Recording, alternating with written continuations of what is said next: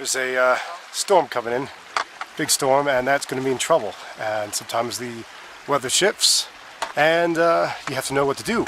What happens when things start to go wrong? You have your rain gear.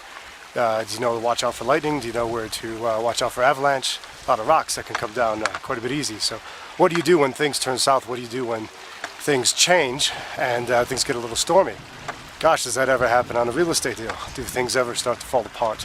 Do things ever start to not go as well as they should? That almost always happens. That's what you're paid to solve.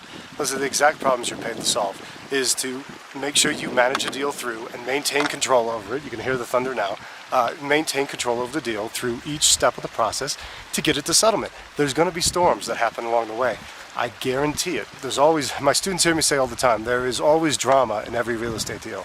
There's either drama early or there's drama late. Drama, in this case, being a storm. But either way, there's going to be drama, there's going to be a storm, there's going to be something that you have to deal with.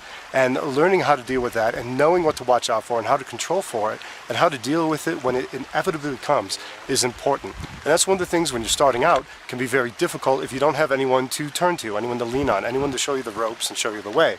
So that is one of the main reasons you need to have a mentor to get you through your first few deals so that you understand what's happening. So you can understand the storms that might happen, the drama that occurs, and how to manage it through and still get the deal done. That is of absolute critical importance.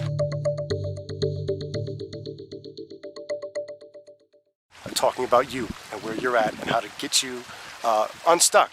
Get you some traction in your real estate business and in your life, and get you to where you want to be, so you can spend the time doing the things that you want to be doing and not just being stuck in the grind.